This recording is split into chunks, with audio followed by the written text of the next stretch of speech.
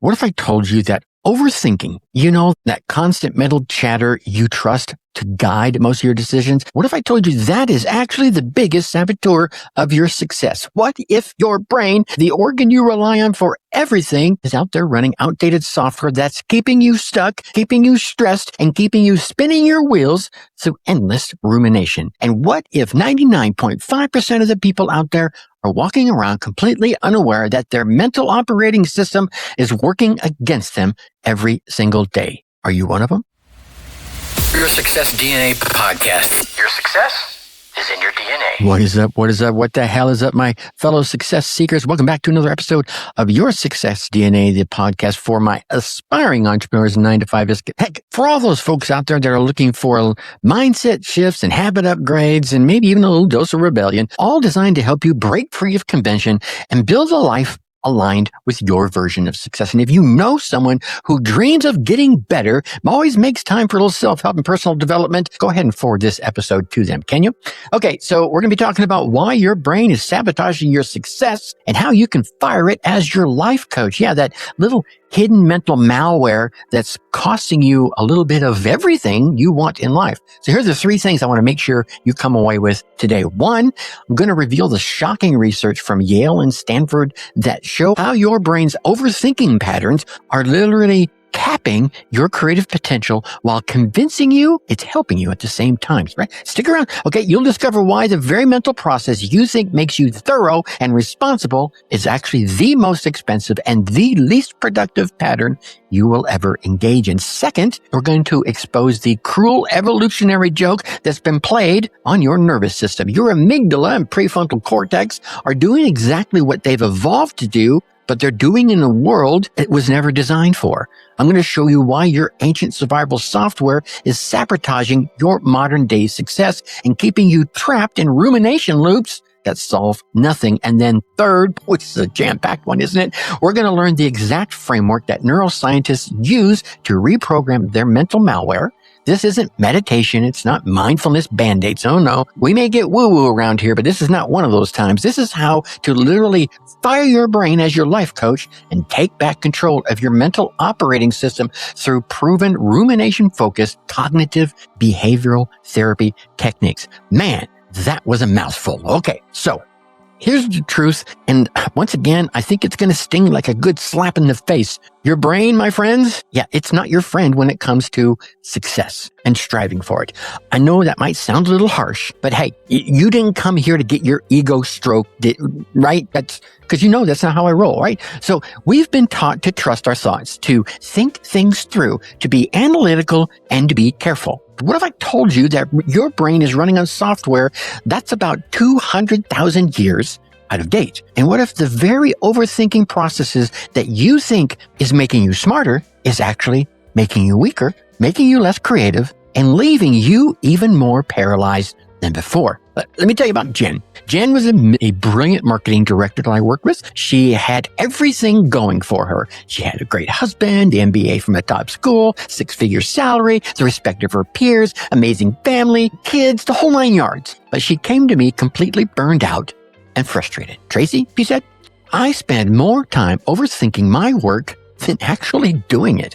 I will analyze a simple email for, 20 minutes before sending it. I'll replay conversations from weeks ago, wondering if maybe I said something wrong. I have a presentation that I'm doing next week, and I've already imagined like 47 different ways it could go wrong.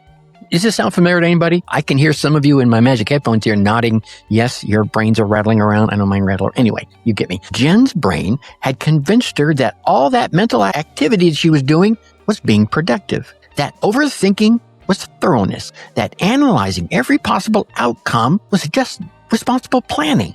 But here's what it really was. Here's what was really happening inside her head. Her ancient brain, designed to keep her alive on the African savanna or the plains of the wild, wild west, was treating every modern challenge like a life or death situation. Her amygdala was triggering that fight or flight response for just about every single email or project that she was working on. Every presentation became a predator to escape through rumination. So really, if you think about it, based on that, her brain was doing a really good job and it was doing it perfectly. But what's the real problem here, Tracy? Okay, the problem, well, it's doing the right job, but it's doing it in the wrong century. When I showed Jen the research that I'm about to share with you, everything kind of clicked with it. It was like, oh, you could almost see the light bulb go off over her head. She realized she wasn't broken. She wasn't weak, and she certainly was not inadequate. Nope, she was just running outdated mental software. Yeah,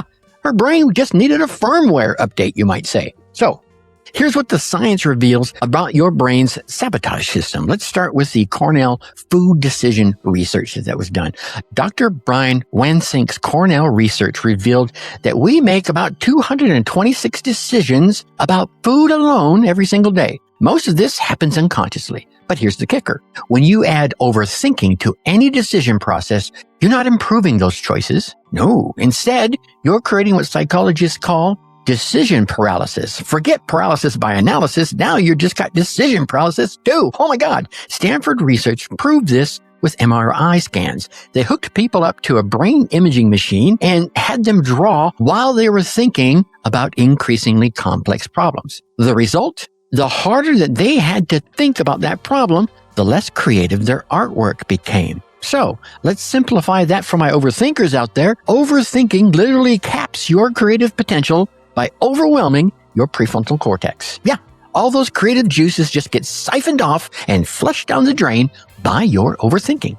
Now, this leads to the cortisol sabotage cycle. When you overthink, your body produces cortisol. That, my friends, is a stress hormone. This chronic rumination essentially hijacks your default mode network. That, my friends, in case you don't know, is your brain system that is responsible for creative insight and your problem-solving skills. Now, hold on, stick with me here. It gets worse. Excessive cortisol will actually impair your hippocampus. And I'm not talking about the big creature out there at the zoo. No, you know what I'm talking about. This is the part of your brain that is responsible for forming memories and regulating your emotions. Some of you are a little unregulated out there. I've been there. So let's wrap all this together. Overthinking makes you worse at the very cognitive functions that you need in order to solve the damn problems you want to solve effectively and efficiently. So let's talk about the response styles theory. There are two types of mental sabotage. Yale professor Dr. Susan Nolan Hoeksema developed the response styles theory. Her theory identified two types of mental sabotage that your brain uses, my brain and your brain. They are rumination and worry. First, let's talk about rumination. This is your brain replaying past events like a broken record, right? Back and over and over and over again. For those of us grown up in my era, we used to have vinyl records and you'd get that scratch on there and you'd hear the same thing over and over and over again. It's like trying to solve problems that have already happened. This, my friends, is past-focused repetitive thinking. Then comes number two, worry. This is when your brain catastrophizes about future scenarios. Yeah, it's out there and it's creating the worst possible case scenarios in your mind and displaying them in full living color and all sensory surround sound in your mind's eye. Most of which we know and eventually experience never occur. This is future-focused repetitive thinking. Both of these are your nervous system's attempt to gain control through what psychologists call metacognition. Right? We're not talking about the company here. We're talking about your brain, your own software. Yeah, basically, this is you thinking about thinking. But today, in modern life, you are presented with far more uncertainty than our brain, I think, was really designed to handle all at one time. Uncertainty about this, uncertainty about that, right? And then you got people out there pushing uncertainty at you, but that's a whole nother podcast. This leads to the ironic process trap. Because this here is where things, I think, really get cruel. The harder you try to stop overthinking, the more you overthink. Let that sink in for a second, yeah? This is called the ironic process theory, discovered by Daniel Wegner. So you spin out telling yourself to not think about the pink elephant. But all that really does is, it makes you think about the pink elephants. Yeah, this is why most advice about overthinking completely falls flat on its face, because they essentially tell you, just stop thinking so much. That's like telling someone to just stop thinking about being hungry. It doesn't work because it fights against how your brain actually operates. Damn, now I'm a little hungry. Anyway, so let's get to the firing process I mentioned earlier. how to demote your brain. There is a theory that I heard of while I worked in corporate America that people are being promoted to their level of incompetence, right? You get promoted, you do a good job, you get promoted, you do a good job, you get promoted. You don't do a good job, you stop getting promoted because you're incompetent at this current level. Your Success DNA podcast. Your success is in your DNA. So in a way, your brain has reached its level of incompetence until we train it or demote it to an appropriate position. So instead of fighting your brain, you need to change its job description. And here's the framework based on rumination-focused cognitive behavioral therapy. Like I said, that's a mouthful, and it actually works. It's 5 simple steps. Step 1, first, you got to recognize the sabotage. You got to step back and go, oh, there's shit going on here. When you catch yourself in this overthinking loop, don't fight it. Simply observe it and say, my brain is doing its old job again. This creates a little bit of distance between you and your thoughts through that metacognitive awareness I just told you about. Step 2, you're going to shift from abstract to concrete. Dr. Edward Watkins at the University of Exeter discovered that rumination happens when you are in abstract mode. Instead of asking, why me? Or what does this mean? Stop and ask, what specifically can I do about this right now? So you go from abstract to concrete. Here's a quick example. Abstract thinking,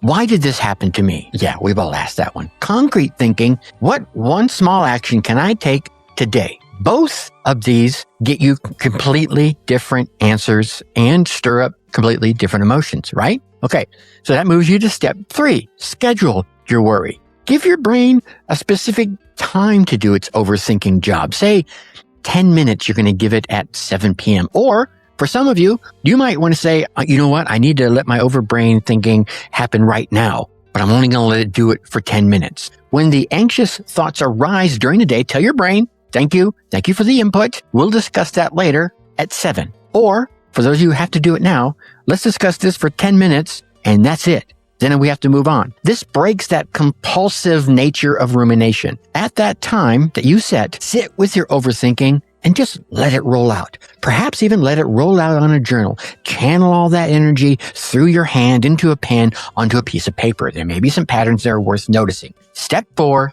let's do the 5, 4, 3, 2, 1 reset. Ready? Lean into me here. Whatever you're doing, I want you to pay a little bit more attention to me. If you're driving, obviously, pay enough attention to the road to not endanger yourself. But this is an important one.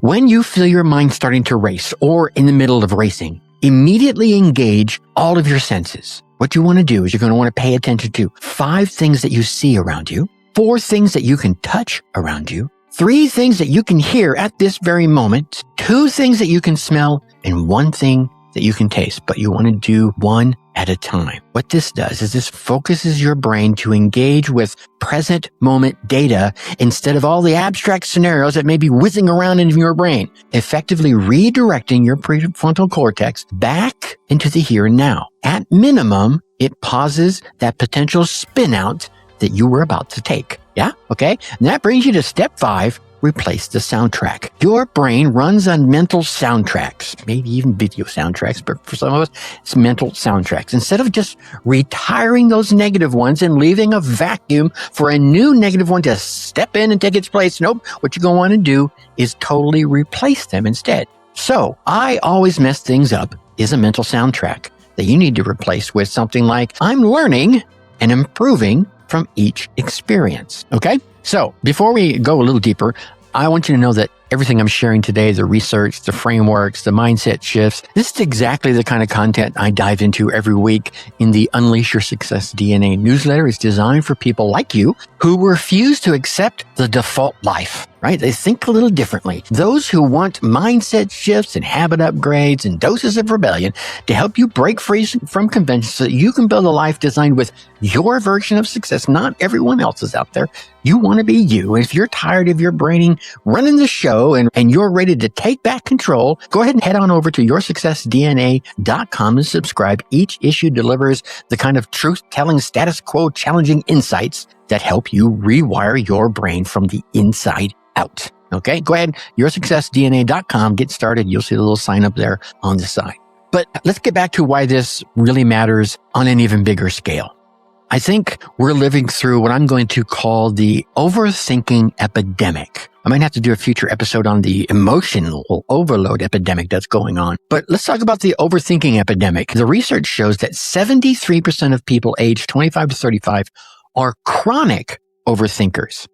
Compared to folks in my age range, 65 to 75, I'm not quite there yet, but you feel me. We're only overthinking things 20% of the time. Think about that. People that are in their most productive, most creative, and most ambitious years are almost the most mentally paralyzed by their own rumination. Meanwhile, older generations like myself, we've learned through experience that most worries never really materialize. And most rumination, it doesn't change shit. So effectively, we're kind of free. At least 80% free. Okay, the other 20%, we still do it. This is a generational crisis all about mental energy being wasted on problems that really don't exist. Meanwhile, real world, once-in-a-lifetime opportunities are slipping right past folks unnoticed. The cruel irony is that we torture ourselves nearly to mental exhaustion with imaginary problems, while the real issues and the real opportunities around us simply go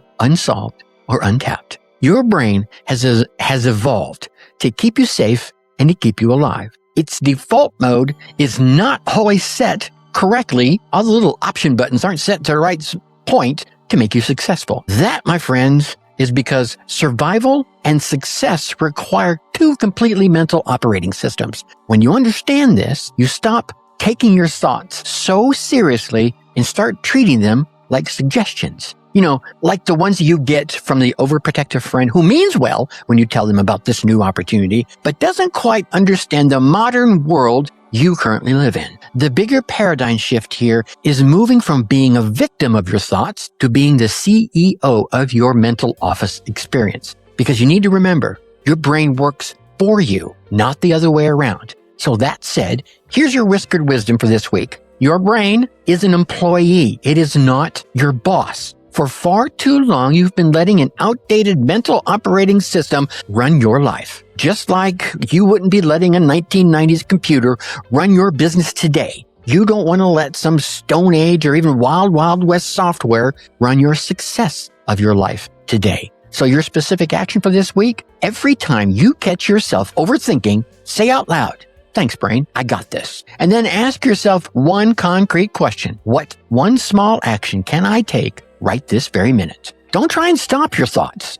right? That's okay. You want your brain to keep giving you good ideas. You just need to channel it. Don't fight the mental chatter. Simply acknowledge it. Thank it for trying to help and redirect that energy towards action that you can take. Remember, the goal isn't to stop thinking. No. It is to start choosing which thoughts deserve your attention and which ones deserve to be politely ignored or maybe even directed to sit over in the corner. I know. No one puts baby in the corner, but you get me on this one, right? Okay, good.